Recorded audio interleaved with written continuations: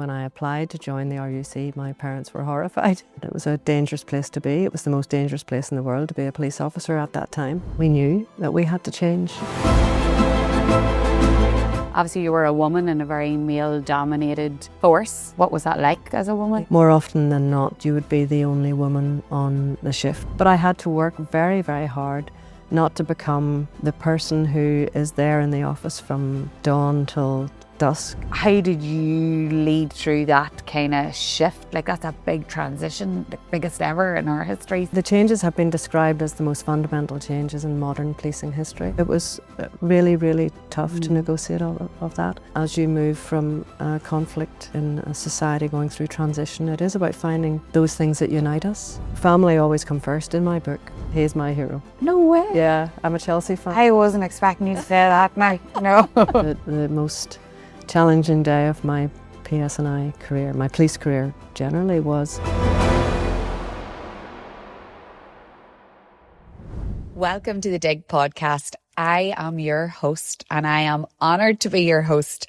My name is Caroline O'Neill and the Dig podcast is my passion, telling real stories from real people about work, about life, about challenges, about the good times and the bad times. And I'm honoured to have you listen each week. So I want to ask you for a wee bit of help today, if you can help me. So thousands of you listen to the podcast each week, which I'm so grateful for. But there's still people, and I do this as well, but they haven't hit that subscribe button or that follow button. So if you listen on YouTube, for example, if you hit subscribe, or if you listen on Apple or Spotify, if you hit follow, it just takes a second, then it means the podcast can grow and I can keep reaching out to people and getting those great guests with all that great advice for you, the listener.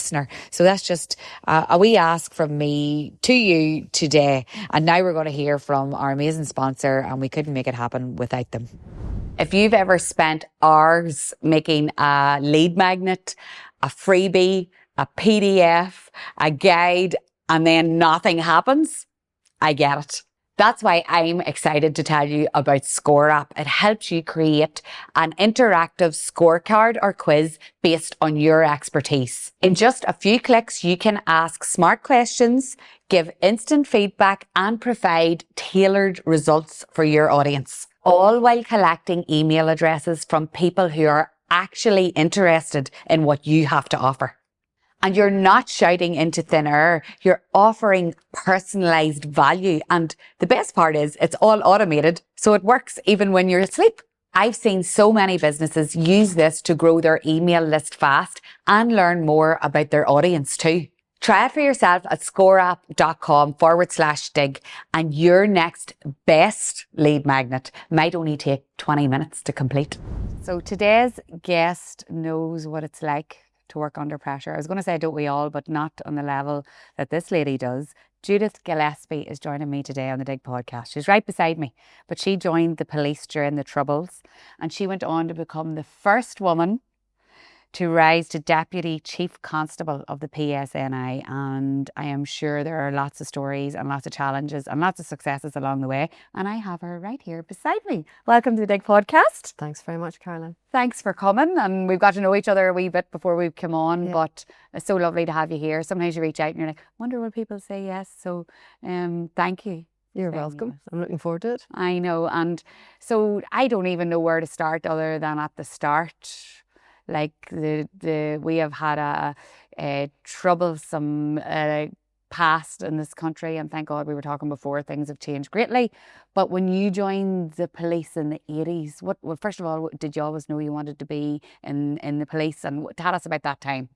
Okay, well, I grew up in a Presbyterian manse. My father was a Presbyterian minister, and so he always had a really strong focus on the community and reaching out to his neighbour and all of that. So I learned a lot from his example. But there was no real history of policing in my family. And so when I applied to join the RUC, my parents were horrified. Why that? Well, because they felt that maybe an academic career would be good for me. My older brothers and sisters had all gone to university, and but I didn't want to go that path. I'd done pretty well in my A levels at school, and I applied to join the RUC and was turned down. And that was a bit of a shock to me. And then I applied a second time, was turned down again. Right. So I got in on my third application. My then boyfriend and now husband applied, and he got in first time. Okay. So of course I never remind him about that ever. Yeah. Because I'm over that, of course. Of course. But I kind of joined the organisation with an attitude that I was going to prove them wrong for turning me down. And I hope I did that eventually. I think you did. But yeah, it was a really difficult time. And I can understand now as a parent myself what my mum and dad must have thought of me joining the RUC. It wasn't that they had any antithesis towards the organisation. They were very supportive of the RUC, but they just didn't see it as a career for their daughter. And Are you worried about? Of course, yes, I can understand that. It was a dangerous place to be. It was the most dangerous place in the world to be a police officer at that time. Is that what the stats were? So that it was? yeah, so you know, you can understand as a parent why you would be very worried about your child joining that organisation. But challenging as it was, I guess I would say now I was politically naive when I joined because I didn't understand the big picture about how the RUC might be perceived in some parts of Northern Ireland. Okay. And it was only really when I was exposed to that in the organisation, working in some very, very challenging areas, that I fully got that. And there was the understanding that that had to change, and the police were part of the solution to the Northern Ireland problem. We were part of it, and we had to change as well. And I guess just moving forward then to the late 90s when the Patton report was being written and all of the controversy around that, that in fact most of the recommendations from the Patton report were identified by the organisation itself. We knew that we had to change, and the most controversial bits were the bits around 50-50 recruitment, the name change, the uniform and symbols, all of that was deeply unpopular within the organisation because of the emotional attachment, because of the more than 300 officers who died, who were murdered by terrorist organisations, and you know that was very, very painful for the organisation. But most of the changes in the Patton report had been identified by the organisation itself. Okay. And then obviously you were part of that journey and that need for change, and obviously you were a woman in a very male-dominated force. Yeah. What was there challenges on that respect, regardless of anything else, or were you always accepted in and, you know, without, you know, signaling out anything in particular? But what was that like as a woman? Yeah, it was very challenging at the start. More often than not, you would be the only woman on the shift, so there would be one female officer in each section. And when I worked in Andersonstown in West Belfast, we shared the police station with the army. So a police patrol would have consisted of 2 grey Land Rovers and 1 green Land Rover with army in it for soldiers.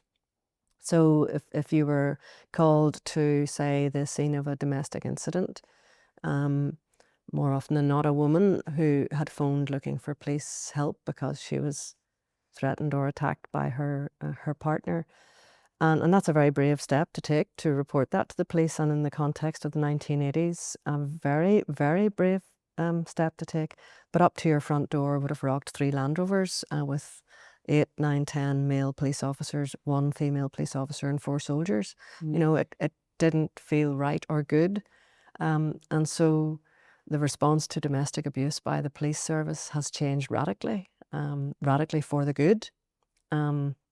And that was something that was not political in any way. It had to change, and the police service had to become more responsive to domestic abuse. And there's the whole intertwining of coercive control of communities by paramilitary groups intertwined with domestic abuse and coercive control.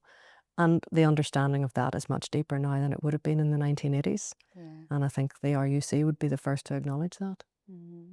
So, like that, as well as dealing with the troubles that were going on, all the, no, I don't want to say normal, but all the things that regular policing would be, that was all going on as well. And you were at the forefront of a lot of that. And I suppose our interview is going to be going out in our business series, Judith. So just to, I suppose, give you a wee bit of information. There's loads of people listening, real life, real moments, but also people in the world of work and business and leadership.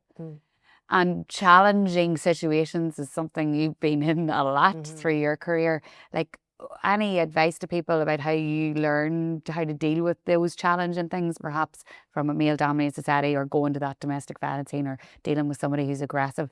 What have you learned along the way that's helped you cope with that? Anything you can share with us? Yeah, well, it depends on the issue, of course, but never lose your cool would be my first piece of advice. Great You know, advice. stay calm. Just breathe deeply and stay calm. Regardless of how challenging the other person or the other people might be, don't lose your cool, because that's never a good place to be. Secondly, be as prepared as you possibly can. So I know many times when I went into meetings where there were nothing but suits, and maybe, and all respect to gentlemen who wear suits, this is not an anti-male conversation at all, but going into the room and feeling slightly intimidated, but remembering I've read the papers, I've prepared, I know my ground, I've got my arguments or my points well presented, and just go forward and present yourself and with confidence, and take your time, slow down, and don't be intimidated. If you're prepared, you're probably as well, if not better prepared than everybody else in the room. And finally, just be relentlessly professional. You know, when they go low, we go high. Oh, I So, like that. well, that's Michelle Obama's Yeah. definitely. Stay professional, because don't lower yourself, and that's particularly important, I think, when it comes to social media. What do you mean? Maybe we'll come back to that. No, we'll do it now. Just tell me what you mean by that, just so. Well, I think women in positions of leadership, in visible positions of leadership, almost inevitably now become the victims of very personal misogynistic abuse. And you have to steel yourself for that. And I guess my early police career, unknown to me, prepared me for a lot of that. You know, you do develop a thick skin, you develop a sense that, you know, you don't really care what people say about you, so long as you're being true to yourself and true to your own values. And there did come a point in my senior police career when I was a subject of a lot of misogynistic abuse. And you can take criticism of your decisions and your policies, your professional work, you can take criticism of that, because there will always be people who won't agree with what you do or say as a professional police officer. But when it comes to very personal, directed abuse at your integrity and your family life and your appearance, which women get much more so than men, then I think you have to develop strategies to deal with that. And can you help us with any? Yeah. Because I struggle too. I'm very much, not in any way in any league that you would be, but online is where I am, and I've struggled with that. So I would love if you had any advice for us. I've searched for lots of different ways to cope, but always looking new ways. So. Yeah. Well, when the person who's posting something says something that is criminal or defamatory, then report it to the police. You know, if it's a threat, if it's a sexually explicit material, which I've been the victim of, then report it to the police, because it crosses a criminal threshold and people can be prosecuted, which has happened in my case. Secondly, if it's defamatory, take civil action. If you can identify the person who has posted the material, report it to a solicitor and take civil action and sue them. Hit them where it hurts. And you can get large sums of money paid to charities of your choice, if that's your choice, or you can get compensation yourself if you have been defamed. So those are, you know, real options that are available to you. But probably more generically, I would say, rise above it and see the bigger picture. There are millions of tweets and posts on social media that are positive, that are encouraging, that are helpful, that are empowering, and focus on those and try and remember that the defamatory, abusive stuff says more about the person posting it than it does about you. Stay true to yourself. Remember, your friends will not believe all that stuff that people post. It's nonsense, and it says more about the person posting it than it does about you. It does do something to your inner soul sometimes, though, Definitely. when it attacks your personal appearance, your family, your integrity, your character. Sometimes in the past, I've had conversations with people and they've been on the other end of it, and it hadn't happened to me, and I would have said, "Oh, sure, you know you're a good person, and don't you?" But sometimes when it happens to you, doesn't it do something to you? It's really tough. It really gets inside your head. Yeah, it does. And it kept me awake at night. The frustration of it all, and it's like will-o'-the-wisp. It's so hard to grasp a hold of and deal with when somebody says something defamatory about your personal integrity or your appearance. It's really hard to really grab a hold of, but rise above it and see the bigger picture and look after yourself. Find ways of detaching from your professional life, ways of properly switching off with your family, quality family time, and with the friends and people who mean most to you, the people who've supported you and the people who believe in you. Spend time with those people. Because you and I just talked about that before we came on, and it was a good lead into I always say I'll just throw these notes away. I might as well not even have made them, but might as well just talk about what we're in a natural way. But family, through all of that, yes, you were rising the ranks of the RUC and now PSNI, but you're also a mummy and a wife, and you talked about a daughter, obviously, and a sister. But how did you, and we talked about the different ways that you shown leadership to your staff through that, but also try to be present at home. Tell us about that whole piece, because we're all trying to navigate that too. Yeah. It was not easy. But I was very conscious. My husband has been the biggest support to me, my domestic manager, as I call him. I love that. That's a good title. Everybody needs a domestic manager, but he was also a professional advisor in many ways because he was a police officer too.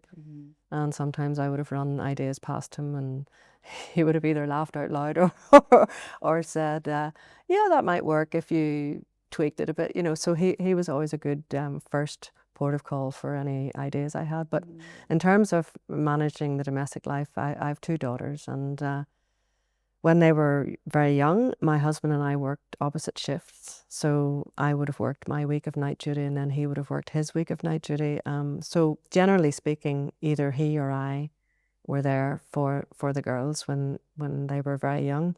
But that wasn't ideal from the point of view of our own family life, because we didn't see each other very much. Some would say that's a recipe for a happy marriage, but I'm not sure I would agree. So as I moved up through the ranks and became more visible and perhaps working longer hours, then my husband became the stay-at-home husband, and I couldn't have coped in my later career without him being there.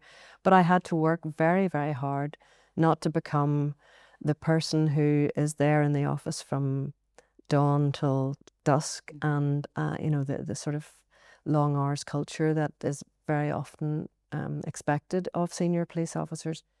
So family always come first in my book. So there were key dates, my daughter's birthdays, birthday parties, Christmas, nativity plays, school prize giving, sports days, shows, whatever. If they were performing or taking part in sport, as they did, because they were both good at sport, I'd always try and be there and make sure that date was in my diary and it was not negotiable. And as I rose up through the ranks and had a PA, she knew that those dates were not negotiable.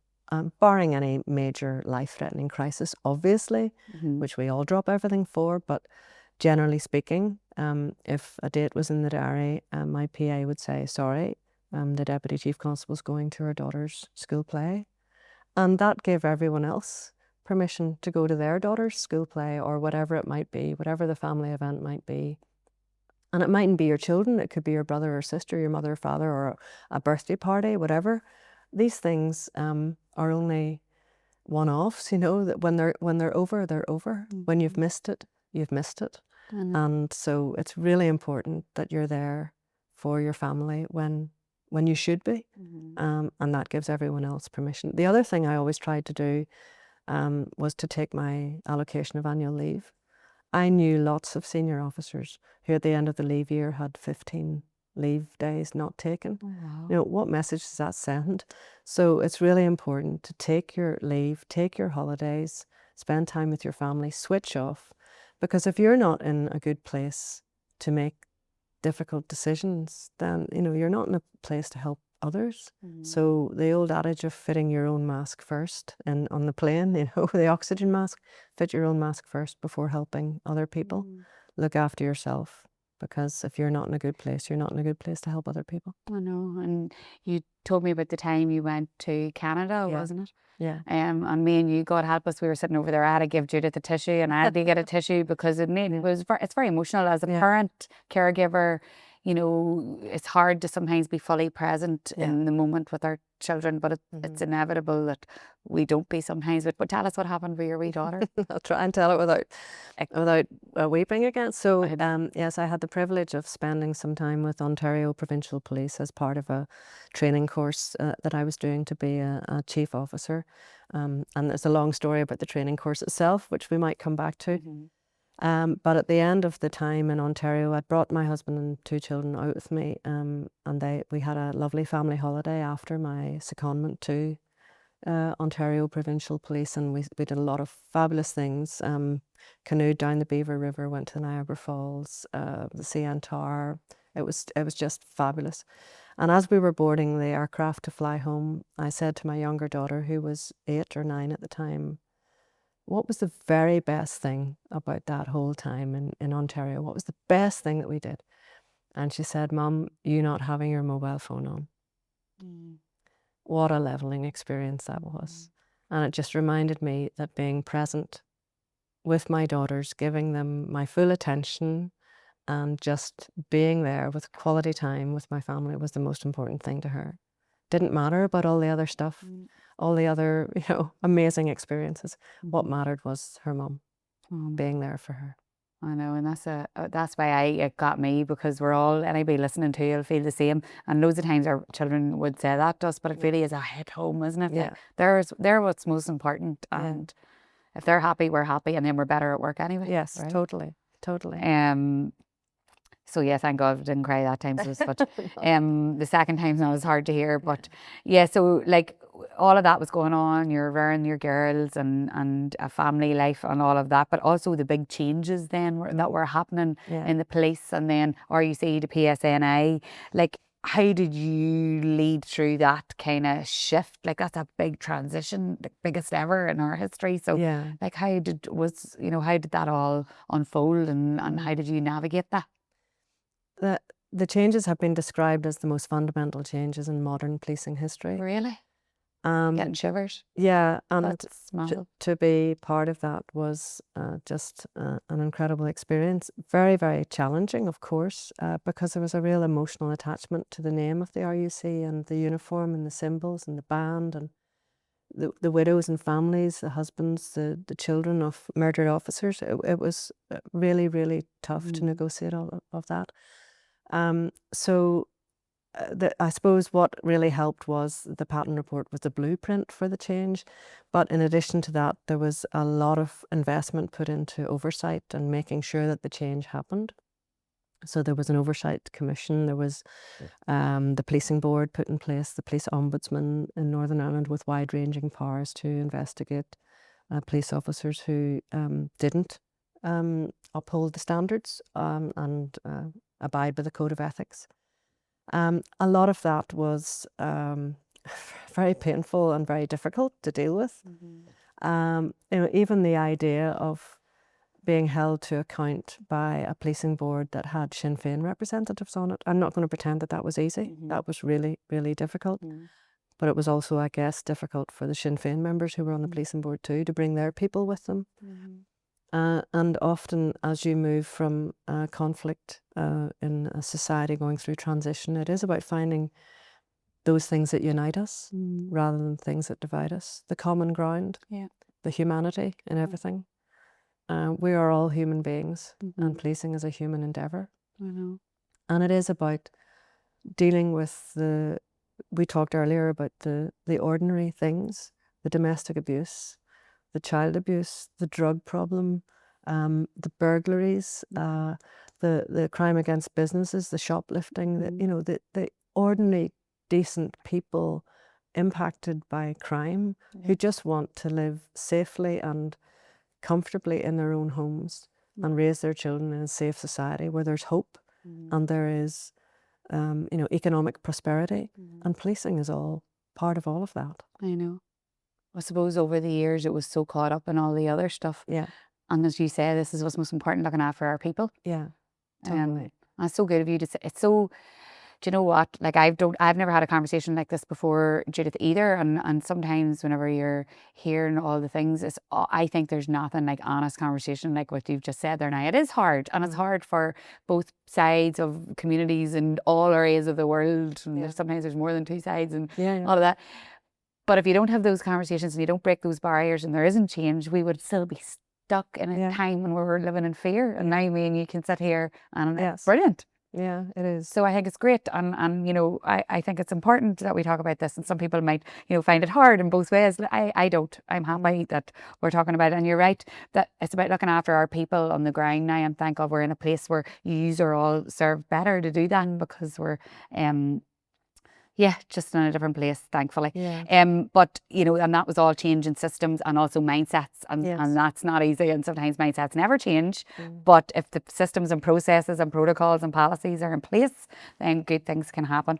But look, you as a woman broke ground that no woman had ever broke before, and we're cheering you on for that. And we're definitely, I was reading all about you on LinkedIn and all, and then ChatGPT, sure, I hardly have to read LinkedIn now because it was pulling me all the bits and pieces. And I was like, oh my God, like unreal what you've achieved as a woman as well. But, you talked about going into those rooms where the men were there with the suits and all, and being prepared and knowing. And you mentioned Michelle Obama there. It was Barack said, imagine us bringing both of them in this conversation. Sometimes you go into those rooms and you think, is this it? I'm actually as good as the people here. Would you have said that to yourself too sometimes? There were times when I felt absolutely petrified inside.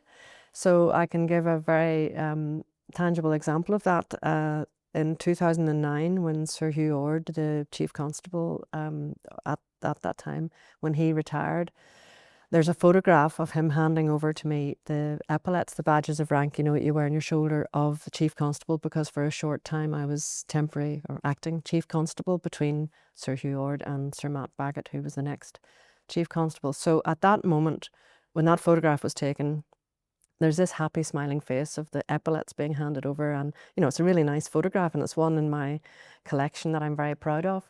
But only I know that inside I was going, holy this is the moment that I'm going to be found out. The classic imposter syndrome feeling where there is nowhere to hide. You're in charge of this organization. You can't hide behind the Chief Constable because you are the Chief Constable.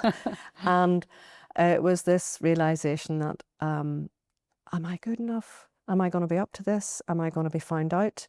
And it was a really, really tough day because there was an awful lot of stuff going on operationally, terrorist-related stuff going on in South Armagh. There was a lot of really internal conflict within the organisation. It was really, really tough. And I genuinely thought to myself, this is it, Judith. You are stuffed. And whereas if we looked at that picture, you'd be like, look at her bossing it there. And then there's the voice in your head that says, no, wait a minute. The policing board selected you for this job against a number of other candidates. They knew that there was going to be this interregnum between the two Chief Constables. They knew that you were going to be a temporary Chief Constable for a short time. They knew that you were capable of holding this role. Every day of your police career has prepared you for this moment. You've been through as much crap as everybody else, and you have taken the tough roles, and you have, been around those corners and made those tough decisions. Now get over yourself and get on with it. So you were saying all this in your head? This is the conversation I'm having with myself in my head. And it's that voice that won on the day, thankfully. But what I would say is we all suffer from self-doubt, and we all have that imposter syndrome from time to time. And it's not necessarily a bad thing. No. Because it does cause you to check your facts and to seek a second opinion. and maybe seek advice. Because if none of us suffered from self-doubt, I imagine there'd be some very bad decisions taken in senior leadership roles. So channel it into a positive force. Check your facts, seek a second opinion, be sure, prepare, but don't doubt that you can do it, because you can. And that inner self-talk is important too, to talk you down off that cliff. Yeah. Do you want to Yeah. step over onto? Absolutely, yeah. Because you could have crumbled there and thought, I'm Yeah. not ready for this, Yeah. someone else Yeah. take this, so Yeah. now you wouldn't have achieved everything you've achieved. So it's good advice, and one we all face. But I think also, don't be afraid to show your vulnerability and to ask for advice, because I had a fantastic team around me of very good, experienced, professional, qualified people, and bringing them in to seek their advice and running things past them is very important, and saying, look, I'm not sure about this, and I'm not very confident in this area, can you help me? And that helped me in a lot of roles that I had in both the RUC and the PSNI. Especially, I kind of just mentioned one role that I had as a superintendent, which was head of drug squad. Wow. And I had never worked in drug squad before, so I was completely new to this, and I had to surround myself with people who knew the ground, knew the turf, and could advise me, and give me really good advice. And you know, at first when my then boss offered me the job, my first reaction was to laugh. I thought, you're not serious, me going to drug squad. And I asked for 24 hours to think about it, and I said to my husband about it, and he said, of course you can do this. Of course you can do this. So I said yes the next day, but it was about saying to my colleagues, look, I'm new here. I need you to tell me things as they are. I need you to advise me, give me the very best advice, and we will work together as a team. You know, I might be the visible face of drug squad sometimes when we're doing stuff on the media, but you are the team who are behind me, and I really, really need to rely on your help. So please give me the best advice you can. And that's, as you say, the vulnerability and Yeah. admitting that you don't know. Yeah. And who really knows until they know. Yeah. Totally. It's such good advice, because we don't know. And showing vulnerability is not a weakness. No. I think as women, I suppose, we're more naturally emotional and, you know, can maybe break down. But men sometimes too find that hard. Like, there's a lot of men listening to the podcast too. That vulnerable piece of saying you don't know something can be harder. In my experience, when I've spoken to businesses, for men to say, actually, here, I don't know how to do that. Do you want to show me? So I think there's a learning there for everybody, because, you know, the more you say you do know, when you don't, then you're going to get yourself in a state. And kind of share one other really good piece of love advice. When I don't know what's coming. That a very experienced senior detective once said to me, never follow a cock up with a cover up. And it was the best advice. You know, take ownership of the mistakes as well as the successes, and don't try and cover things up. Bad news doesn't age well. So, you know, if you've made a mistake or if you've got something wrong, fess up and say, because it's not going to get any better by not fessing up now, you know. Good. So very good advice. These detectives have great advice. I listened to Stephen Bartlett interviewed a brilliant detective. I don't know if you've ever heard of her. Well, she was FBI secret agent Evie Pomporis. Have you ever heard of her? No. Beautiful blonde lady. She does lots of social content. She talked about how to identify when people are, you know, being dishonest, and and she talked about a lot of the things that you've said here today as well. But interesting, that whole world. That's a whole other conversation of FBI and detectives and all. But I suppose whenever, like, you're running a business or you're in a public body or even just at home, that, like, integrity and resilience piece is so important. Like, how did you sort of stay grounded? Like, did you ever feel like saying, you know what, I'm done, I'm out of here, this is enough for me, and then say, I'm going to keep going? Like, how did you get through all that, Judith? Yeah, well, I suppose it was the capacity to make a real difference within the organisation, and when you're Deputy Chief Constable, you're in a very, very privileged position. And as a female in policing, you're always going to be a role model as well. Others are going to look to you. Whether you're a constable, a sergeant, whatever level you're at, others are looking to you for your example and showing the way. So when there were really bad days, and there were plenty of bad days, and we can maybe talk about some of my darkest days of my police career, what I used to do was I kept an envelope of letters and cards and emails and things that people had sent me to thank me for, something I'd done, or somehow I'd helped them, or maybe inspired them in some way. And they were very, very humbling, because sometimes it was the tiniest little things that you'd done. And it taught me that trust and relationship building and leadership is not always about the big, big things. It's about doing the small things. It's about showing an interest. It's about extending a hand of friendship. It's about giving an encouraging word. It's about knowing someone by their name. It's about remembering some detail about their family, asking, how's your daughter, and knowing the name of their child. That type of thing is very, very impactful and very important, that people understand you know them as a human being and you value them as a human being rather than just a cog in a big, big wheel. Everybody needs to know that they're valued.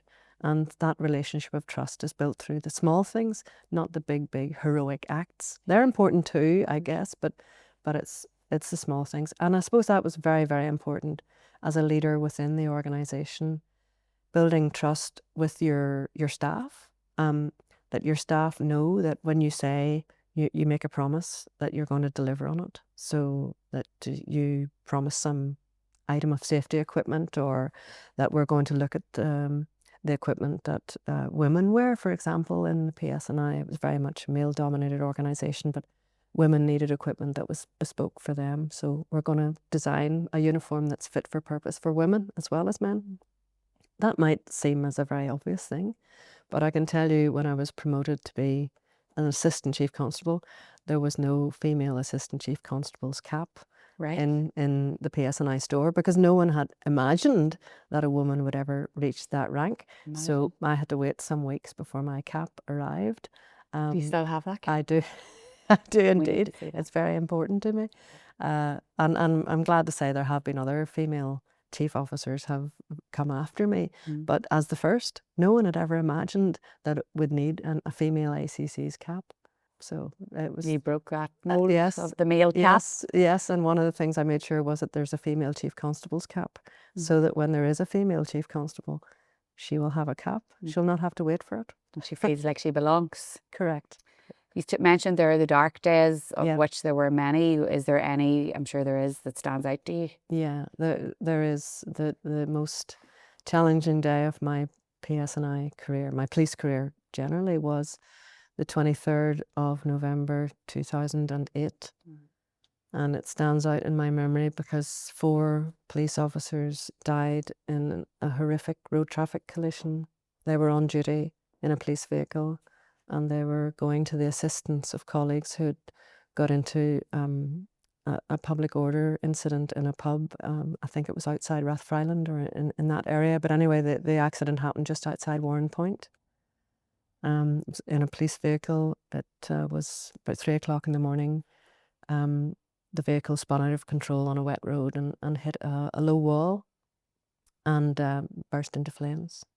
And the 4 police officers perished inside. It was just beyond awful, because of the loss of the 4 officers, but also the officers who called for assistance and the guilt that they felt around that. And going to visit those 4 families, many young children there. It was really, really tough. I can't describe what it was like. Very, very difficult. And then, of course, in the aftermath of the accident, supporting those families through a very, very tough time, but also the organisation lost confidence in that particular type of vehicle. It was an armoured Mitsubishi Shogun. Right. And that was the main sort of workhorse of the PSNI in those days. And the organisation lost confidence in it because it seemed to inexplicably have burst into flames, and people didn't want to be using those vehicles. So there was a whole difficult time around that too. But as I said, building trust is in the small things, and bringing the Police Federation in. That's the union that represents the rank and file officers in the front end. Bringing them into the circle of learning around what happened in that accident, what went wrong, what can we learn from it, how can we prevent things like that happening again, because you never ever want to go through that ever again. So bringing the Federation representatives into the learning about being absolutely open. What tests were performed in this vehicle? How can we make sure this doesn't happen again? And, you know, we all agreed that those were actually statistically the safest vehicles that we were using, so we didn't withdraw them. Oh, right. There's a whole long story about that. It's Yeah. not this for another day. Yeah. But about supporting those 4 families, and in their darkest hour, it was grim, but making sure that they had everything that they needed and that they felt supported by the organisation, because policing is a family, and we feel every loss as a family does. Like a community as well. Like it's Yeah. it's just you're all together there. Yeah. And that loss of life, like I suppose people, I think sometimes if you're on the outside, you see the policing as like a higher thing, that, you know, it's just real people with real lives and real families and real loss and grief and trauma, and, you know. And you see horrific things as a police officer, you know, and you do, if you're totally inured to that, then I think there's something wrong. You know, you do have to feel an emotional effect. And maybe this may sound slightly flippant and in the context of what we've been discussing, but that's one thing that Blue Lights has done, the series. Oh, yeah. Blue Lights. Oh, I love Blue Lights. It has definitely humanised policing. It has. It has shown that police officers have a life outside the job, that they suffer grief and stress and family pressures and life events just like everybody else. And I know I've spoken to Declan Lawn recently about this, and we're sharing experiences about Blue Lights, and he said that he now sees not just the uniform. When he sees a police officer, he sees a human being, and that is so important. Police officers are human beings too. We make mistakes like all human beings, and no organisation composed of human beings is perfect. The RUC wasn't perfect, and the PSNI isn't perfect either, but I can say I'm equally proud of my service in both. Yeah, so interesting. I think probably because of our history, that's even more apparent, that you would see a distance in the real humans. And then you say Blue Lights, it takes something like Blue Lights to make us realise, flipping hell, it's just people. Yeah. Yeah, can't wait for the next. No, I love it too. It's brilliant. Me and my husband love watching it. But I think the way I know there's all the bad things about media and all, and social media, but social media has allowed a place too for people to have, even how the PSNI run their social media campaigns, come online, talk about what's happening. I think that's brilliant, and it really, as you say, humanises. I'm like, I actually recognise that man. He's the man that and the woman that does, and you see the work they're doing, like the roads. I think it's brilliant what they're doing on social media as well. Brilliant job. Well, that's good to hear. Yeah. And I know that now you're in a whole new phase of life, loving life. I mean, you were talking about all the things you're doing. So you stepped away, you've retired fully from PSNI, is that right? Yes, in 2014, Okay. So what was that initial shock to the body and the system like for you to no longer be there? Well, somebody once asked me how I felt the last day I drove away from police headquarters, the day I left PSNI, and I can honestly say the thing that I felt most was peace. Really? A great feeling of peace, that a huge burden lifted off my shoulders, and this is the next chapter of my life. So yeah, I was at peace with myself.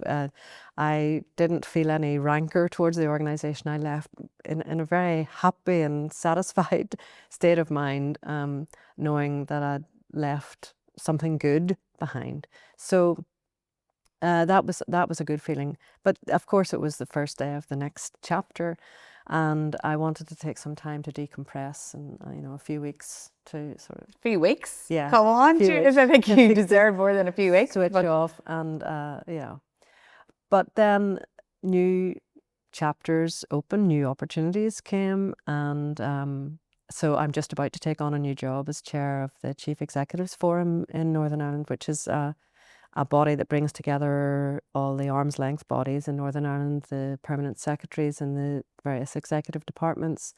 And it's a really good opportunity to make sure that there's joined up thinking, and to make sure that new ideas are injected into public policy. And yeah, it's really exciting. So I'm looking forward to taking over from Sir David Stirling, who was the previous chair, and he's left a wonderful legacy and big shoes for me to fill.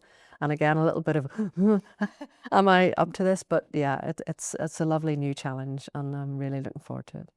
So do you think, I know this is a whole topic of conversation that it needs even more exploration, but retirement isn't really retirement these days. Like retirement used to mean like you retired and that was it. And then you waited and you did whatever, put your feet up. It's not like that anymore. It's like, what is retirement? What does retirement mean to you then? Well, I don't like to call it retirement. I like to call it my second career. Yes, I love that. Okay. Because at the end of the day, as police officers, we're very fortunate that you can actually retire quite young. At the moment, not so much for officers joining now. We'll have to work quite a bit later. But I was very privileged to be able to retire in my early 50s. Good for you. Yeah, so that means that you've still a lot more to give, and I wasn't ready for just the gardening and walking the dog. I felt I've still a lot more to give, and police officers have a lot of transferable skills that are eminently usable and attractive to other sectors. So whilst my work has mainly been in the public sector, that there is a lot you can do in the private sector too. But retirement for me is about doing the things that you love, the things you're passionate about, the things you have a real emotional connection to, and also finding ways of giving back. So volunteering and working for charities. I've done some work for Marie Curie. It's a charity that's very close to many, many people's hearts. And also working with kids, which I love doing. So I do a lot of volunteering, and I'm a keen park runner. Yes, you are. You're telling me about that. So around my local park recently, you were. Saturday mornings, you'll find me out plodding around various parks in Northern Ireland and further afield too. I think looking after your physical fitness is important as well. So diet, exercise, and not too much of the electric soup is what's it? Is alcohol? All right. I don't think I've ever heard anybody call it the electric soup. I love that. Just looking after yourself. Yes, I know it is important, because you hear so many people of my peers who have had diagnoses of terrible illnesses and worked all their life and too. Yeah. So do look after yourself and enjoy life. Life's for living. So go for it. Go take the opportunities. I know, and it's interesting to hear. Just I think that is a very outdated word, as you say, retirement, because this part of your life is the best part. I think I interviewed.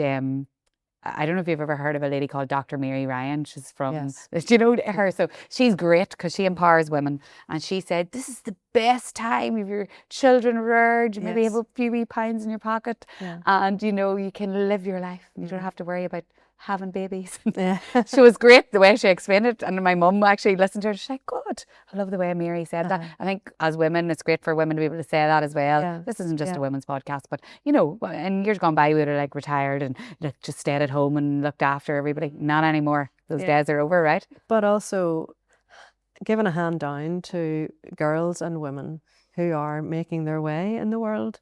So helping them too with a bit of advice and encouragement. And I always remember people who said words of encouragement to me, and to them it meant nothing, but to me it meant the world. So the throwaway remark is very, very powerful too. And it can be in a negative way as well as a positive way. So, as someone who has been in a position of leadership, it's very important to remember to give a hand to those who are coming up behind you. Good advice. That's great advice. Would you be ready for some quick fire questions? Okay. Before we do that, I wanted to just ask you one last thing about what would you want people to say is the legacy that you left with the PSNI and in the past RUC? What do you hope people say about Judith Gillespie and what she did? Well, it's a bit trite to say this, but I'd like to say that people might say about me that I was a fair cop. Love that. Okay. So fair. Integrity, professionalism, and compassion, I hope, would be the values that people would see in me. Some would say I was driven, focused. That's fine. But if the legacy that I've left means that it's easier for women to progress in the organisation, and not just women, people who are capable, committed, and professional, regardless of their background, faith, colour, creed, whatever. If you are committed, professional, and and capable, then you ought to succeed in the organisation regardless of who you are. Well, that's some legacy. I think that's brilliant. That's the way, yeah, I'd say they are saying that, going by what you're telling me, and what a legacy to leave. Thank you. Quick bar questions, right? I said I'm going to ask you someone on I sent you through on LinkedIn. I'm going to ask you something. You're like, oh God, I'm nervous. What's one thing you never left the house without during your policing days? Notebook and pen. How sad is that? Notebook and pen. Yeah, I mean, even in this digital world, I still leave the house with a notebook and pen. My daughter used to say to me, Mum, I could never do your job. You're always on the phone and you're always writing things down. Are you like is that your memory person? Yeah, You like to write it? Write it down. Yeah. Okay, love that. Most surprising lesson you learned on the job, and something nobody prepared you for? Yeah, I think that was the resilience thing with regard to the social media. No, when I joined, I could never have been prepared for that. But you learn to develop that inner resilience and strength, and you surprise yourself sometimes that people say things about you and you think, I'm not going to let that affect me. I know. If you weren't in the police, what career do you think you'd have ended up in? It's hard to imagine because that's been your whole life. Yeah, I think I thrive in crises.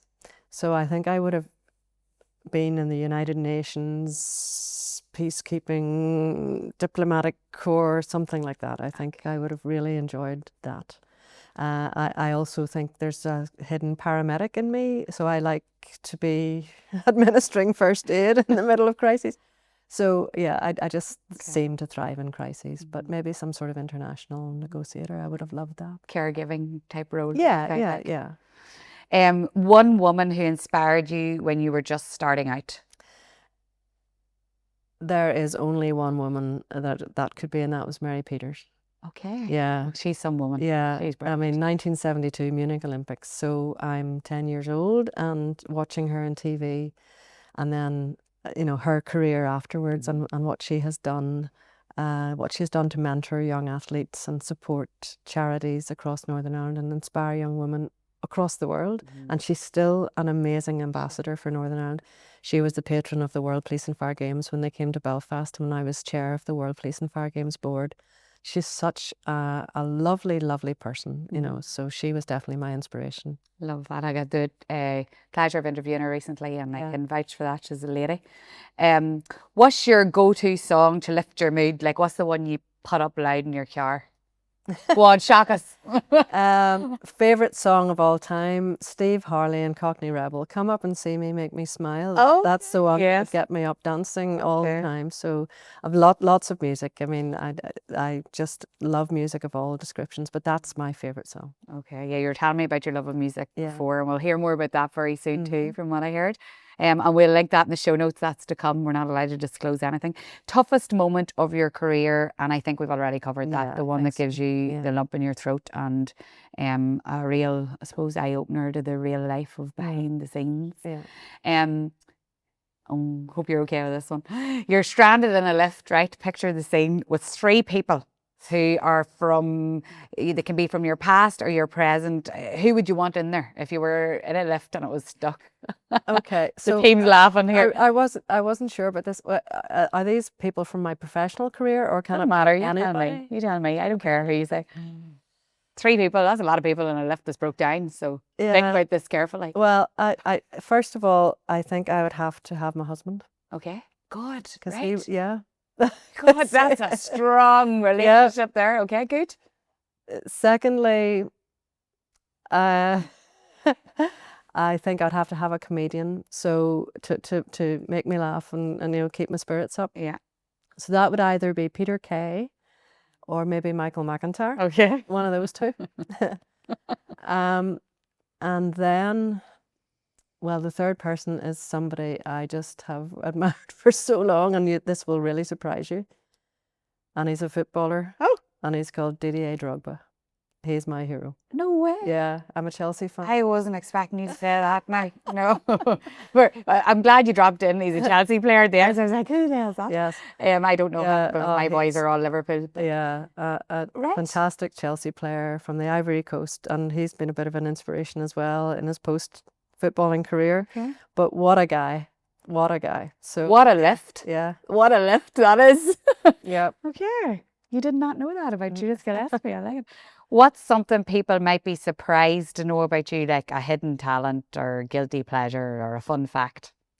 You've surprised us already, but go on, hit it. Yeah, well, I've mentioned Chelsea. I'm a big Chelsea fan, big football fan.